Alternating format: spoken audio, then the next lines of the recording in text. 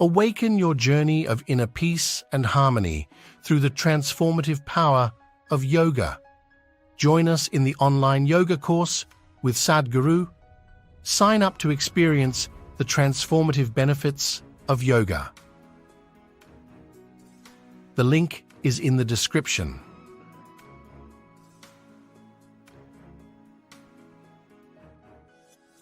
Sadhguru, you have said that our psychological situation can be influenced by what we eat.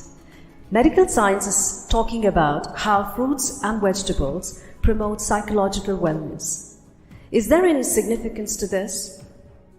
And is a predominantly fruit diet only for someone doing certain kinds of sadhana? Or is it also okay for people in regular situations involving work, family, or lots of physical activity? In any machine or any kind of fuel that we use, the efficacy of the fuel essentially is in how easily it burns. Why the kind of gasoline you use for automobiles is one thing, what you use in the tractors is one way, what you use in a fast car is another way, what you use in an airplane is another way. Essentially, how easily it burns. You have seen in your gas stations about the octane levels, 87, 89, 90, 91, 93, 96. Well, when we were riding motorcycles, we would pay 3 times and buy 100 octane, because putting 100 octane, suddenly the motorcycle performs in a way that others cannot. So, you know very well, the most easily digestible food is fruit.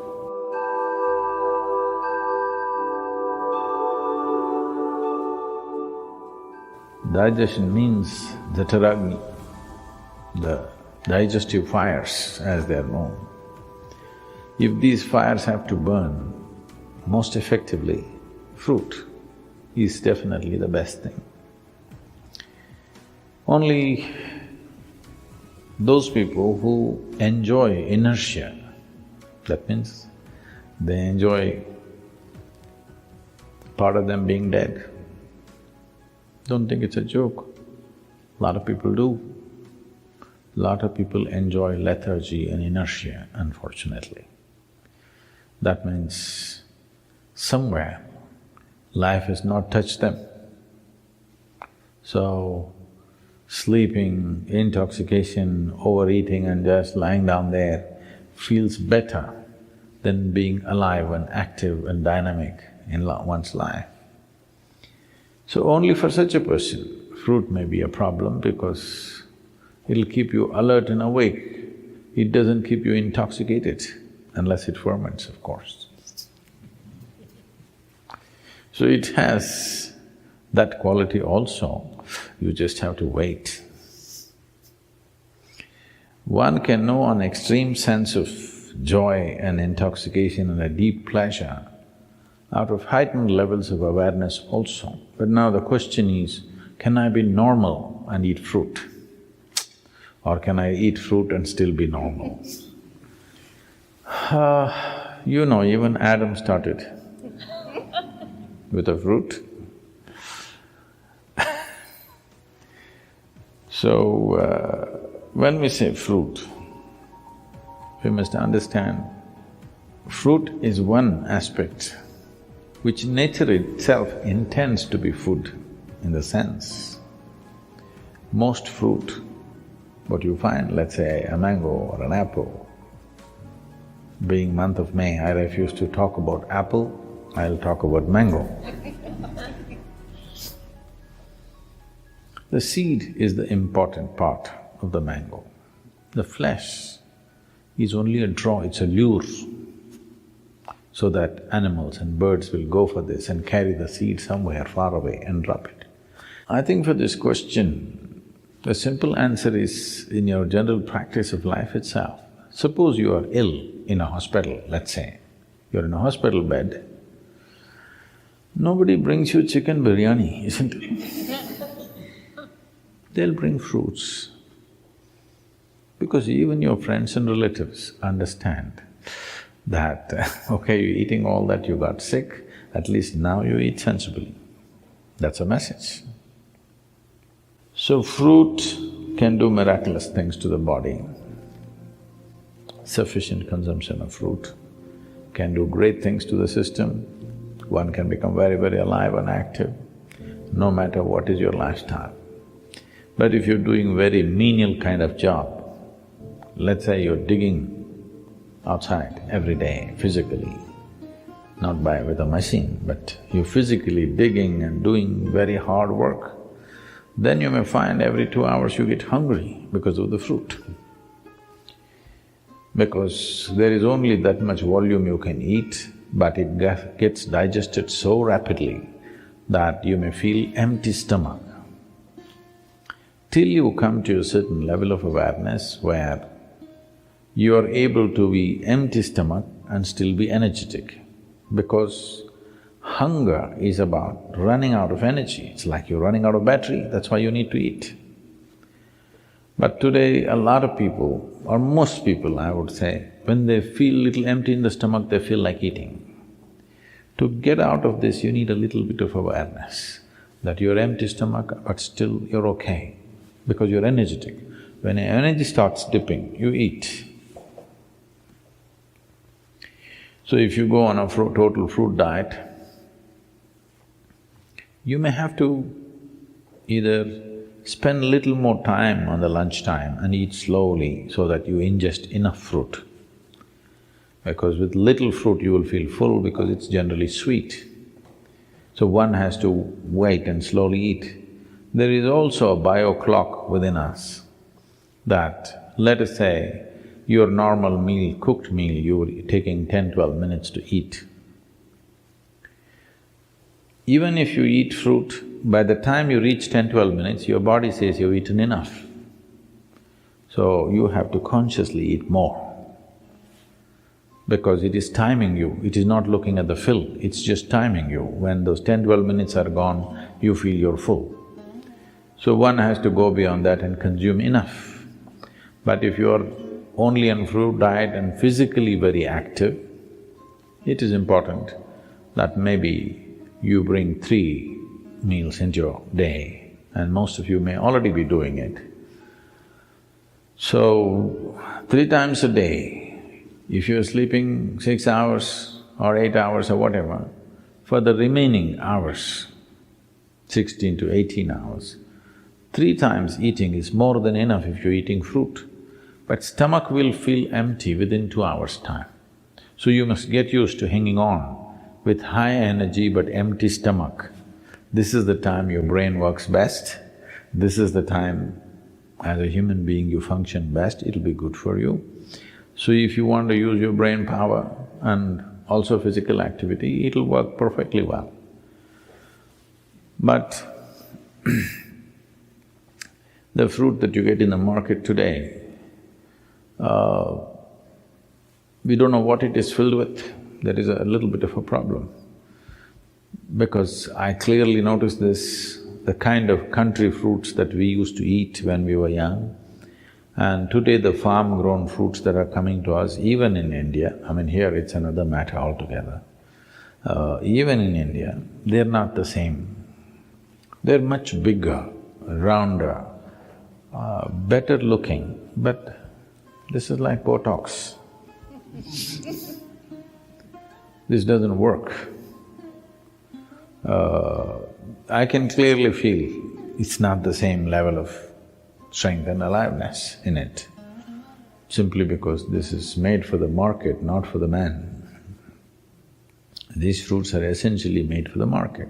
This doesn't mean that they're totally a waste, but they don't have the same nutrient that it used to have. So, we may have to fortify it with some amount of other food.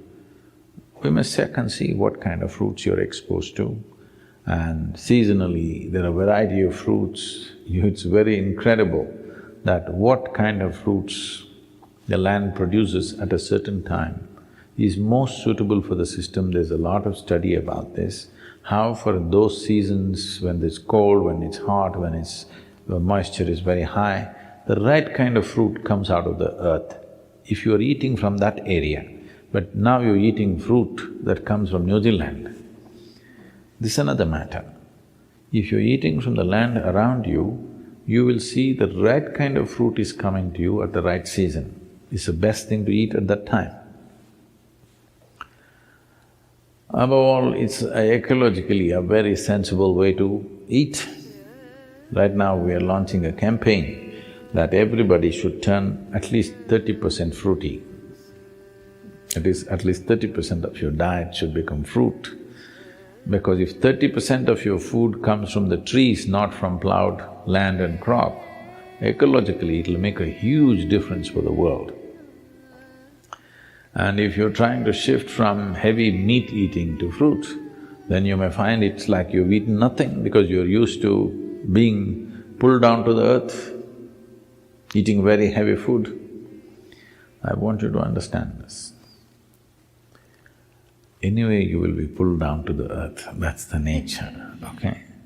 But right now, what is called life is that we spring out as if we don't belong. That we fly in such a way that it doesn't look like we're made of earth. Even the bird that soars is made of earth, but when it's soaring up there, it doesn't look like earth. So every life, when it springs out, it should not look like earth, but we are of the earth. But if we want to spring up, the fuel that we consume, the fuel that we put into this system must be that which burns quick and very easily inflammable. What is easily flammable is the best food. In our stomach, without doubt, fruit is that which burns up quickest. So this means least amount of residue, least amount of tax on the system, least amount of stress in the system. So definitely it'll make a huge difference. I knew somebody who went on some 1,008 days of only one fruit. This person went on orange. Only oranges for 1,008 days this lady ate. She was full of ailments when she started. She was a diabetic, high blood pressure, and I don't know, they told me a list of problems that she had, serious very thyroid issues, overweight. In 1,008 days, she came out like she was 20 years younger and full of vitality, all ailments gone totally. This is one person I am saying, please don't go on just oranges, we'll run short of oranges or at least move to Florida. Yes, fruit will make a wonderful difference, especially in today's world, it's very important because we value a human being, in the work areas I'm saying. We value a human being for their brain power, not their brawn power, unless you're on WW whatever nonsense, okay? So, for this, fruit will make a huge difference for sure. And ecologically, it's the most sensible thing to do. Between fruit and meat, for one person to survive, let's say that you have to survive on just meat, an approximate calculation is, we will need 15,000 liters of water to produce meat for one person for 1 year. If you go on fruit diet, we will need 300 liters of water.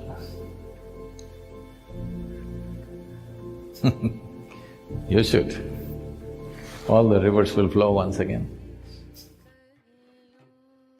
All you need to do is just be the way you want to be. How do you want to be? That's all.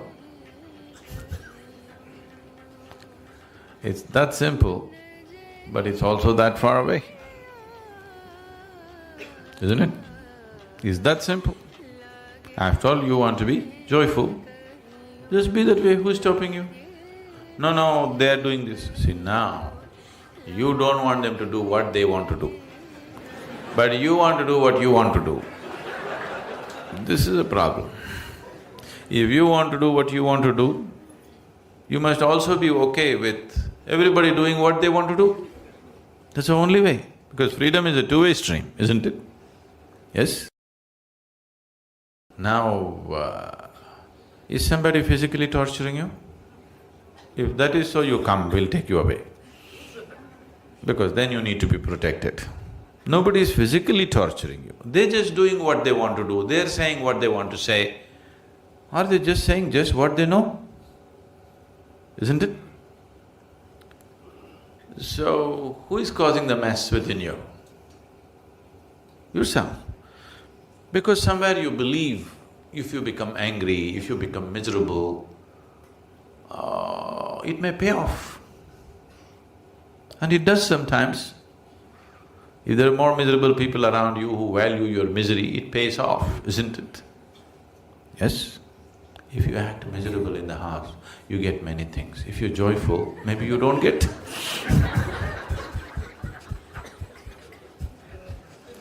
Isn't it so? So you learn the trick.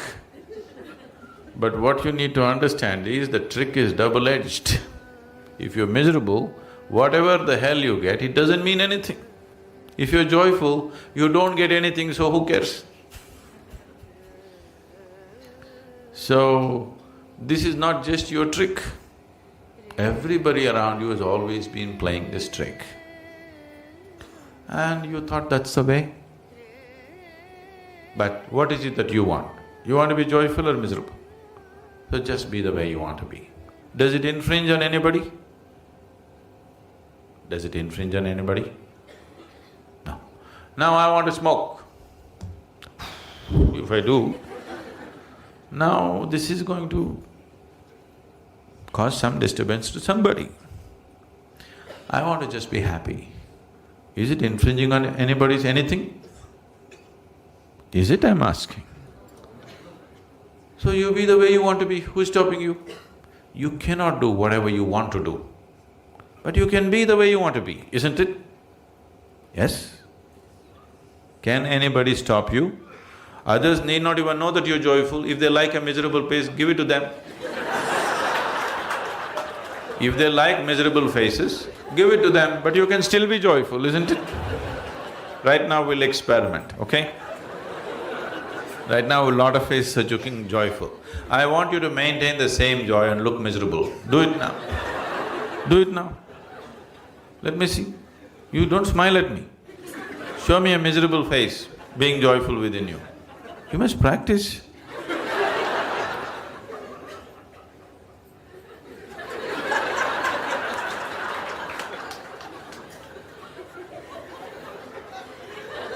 Please do it.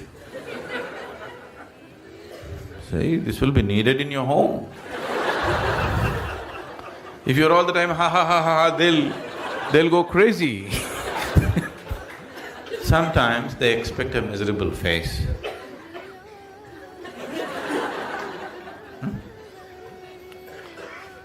What's so spiritual about you, all this damn yoga, he and all?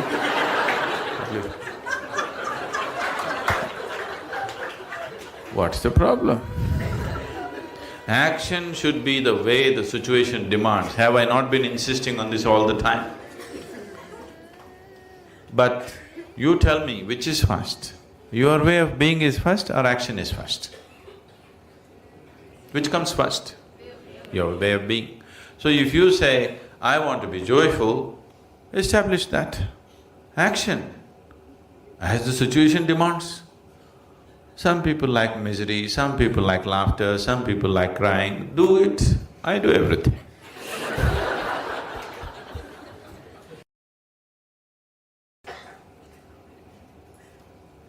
Please practice life in the satsang, that's why you're here.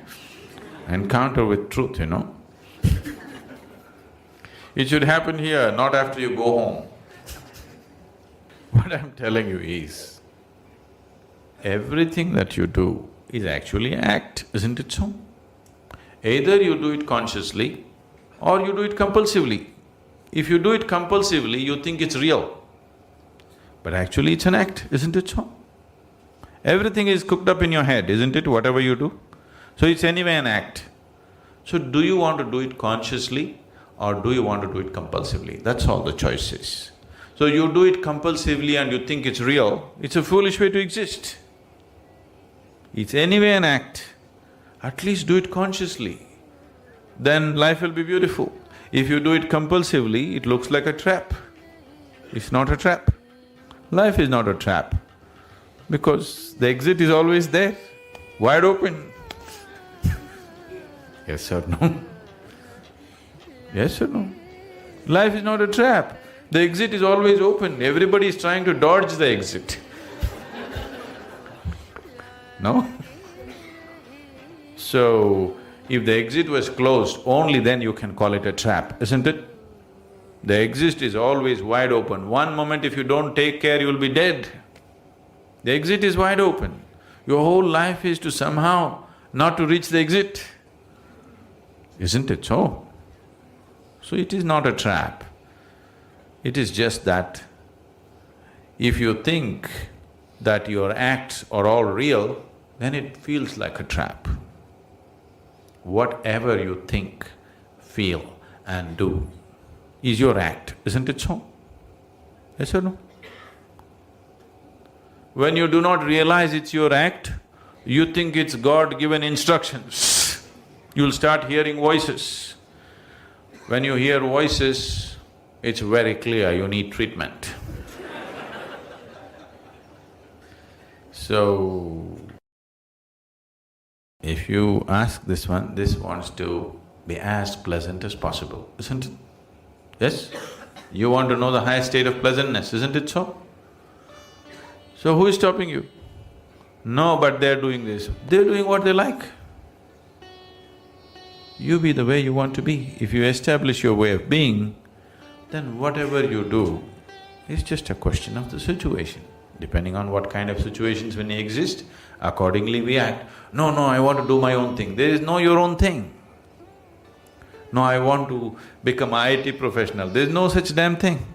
Because you're born today in India, you are thinking of IT professional. Suppose you were born here 1,000 years ago, you would be thinking of fishing in the ocean, isn't it? Yes or no? Action is as the situation demands and offers, isn't it? How to be is yours. If you've decided how to be that way, perform action as it is necessary. Then, if you have a demon for your partner, that's the best thing. But your partner, your husband, wife is not just about spiritual growth, you also want to have a pleasant life in the family. Then you have to choose someone whom you like, but any human being on the planet, there is something that you don't like about them, isn't it so? So you use that part of it for your spiritual growth and the rest of it you enjoy. Just as life. So if your intention is to have a good family, then some rapport is needed between two people, otherwise it won't work. Especially if you have produced children, then rapport is must, otherwise you'll foul the new life that's come up. If you create a foul atmosphere, you'll foul up the new life that is coming up. Nobody has any right to do that actually, but people are doing it.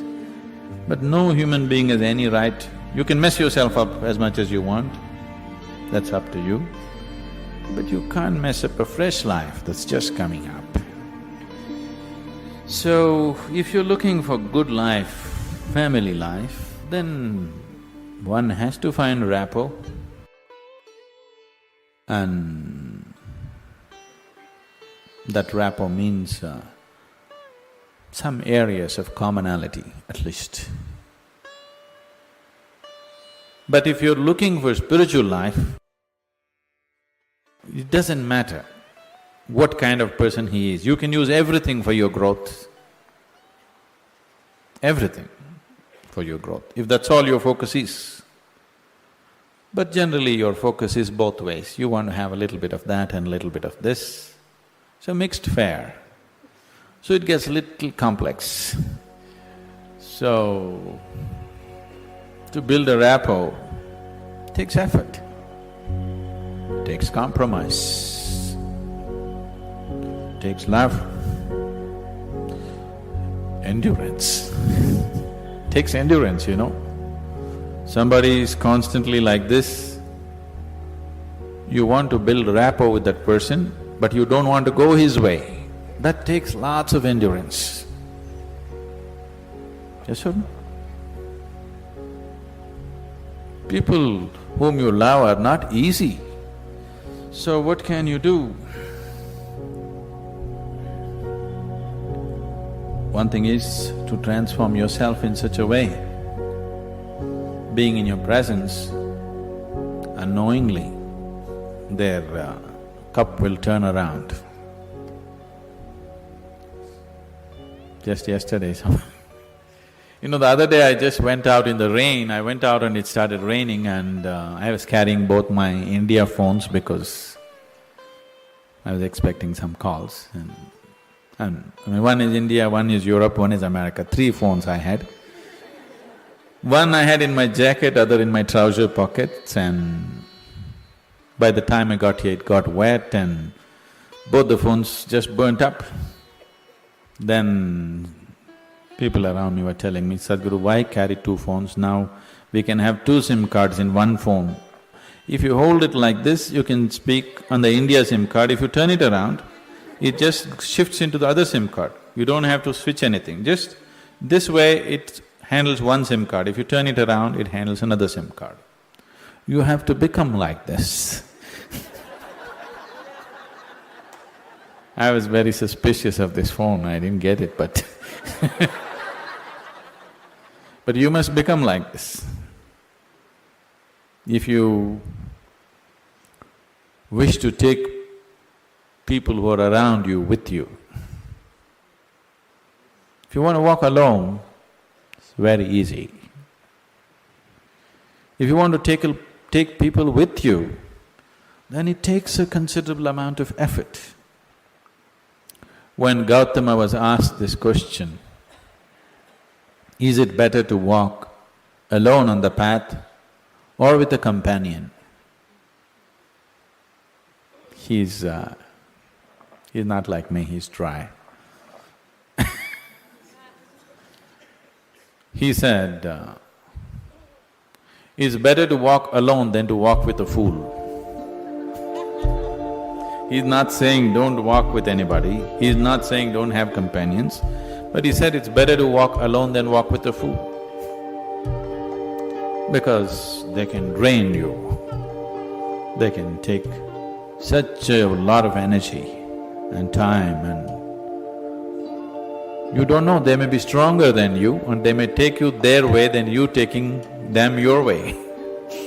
There's every possibility, yes? So, I won't say what Gautama said. All I am saying is, it doesn't matter how you walk, as far as your spiritual process is concerned, anyway you're alone. Nobody is with you. It's only the bodily process, the material process of life, which you can share with people. You come alone and you go alone, isn't it? Even if you have a twin brother or a twin sister, you still come alone and go alone, isn't it so? So when it comes to the spirit, anyway, you walk alone, so don't mix that up. So that part of it you handle well, the material part of it according to your capability, to what extent you can do it, you do it. They come your way, it's wonderful. If they don't, it's all right, don't grudge them. It's just that you don't have to go that way. Maybe someday when the doctor tells you, your liver is in a bad state, he may seek divine, you know? Yes. Have you seen people who are walking in the morning? Not everybody, there are certain type of people, these are all over 50, 55 age group people. They have become lean and they're walking briskly every day, religiously they are there. These are all people who generally had a cardiac problem. They almost died.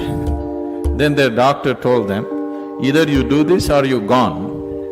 Now their walking is like a religion. Not Sunday morning, every morning. Have you seen those people? Suddenly they transform, they eat properly, they do everything properly because the fear of life and death has come. So different people need different kinds of impetus. If you're sensible, you learn by just looking. You're not sensible, you learn by thrashing. Life will thrash you. The material part of your life is never 100% proper, never can be. Isn't it so? Is there any family which is a perfect family? Is there any relationship which is a perfect relationship? Is there any business which is a perfect business? Is there any career which is a perfect career? There is no such thing, don't seek that. Your life will become wasteful and fanciful if you seek such things. They all happen to the extent you're capable of handling them, that's all. So, you make sure the spiritual part of your life, you handle it 100% properly.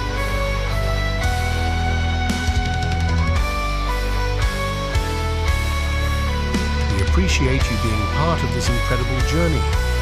Keep exploring our channel for more inspiration and transformative insights.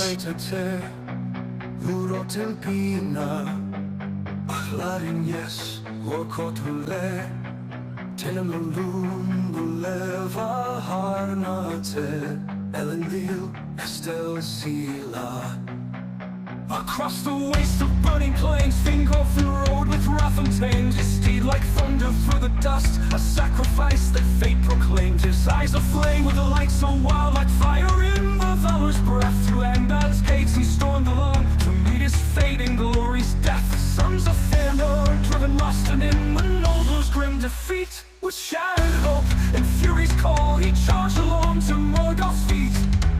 He sounded his horn with the light so wild, like fire in the valor's breath. To Angband's gates he stormed alone to meet his fate in glory's death. To meet his face that fate proclaimed in sacred blow below God's feet. He sounded his horn with a light so wild, the brazen doors were clawed and turned. Like thunder through the dust, a sacrifice that fate proclaimed. His eyes aflame with a light so wild, like fire in the valor's breath. To Angband's gates he stormed alone to meet his fate in glory's death. The sons of Fëanor, driven lost and didn't know those grim defeats. With shattered hope and fury's call, he charged alone to Morgoth's feet. Sounded his horn with a thunderous cry. The brazen doors replied in turn and called the Dark Lord forth to fight with a rage that none could spurn. Under blackened skies they clash in fire, a dance of steel, a test of wills. In every blow, a hero's pyre, as blood meets stone, the earth stands still.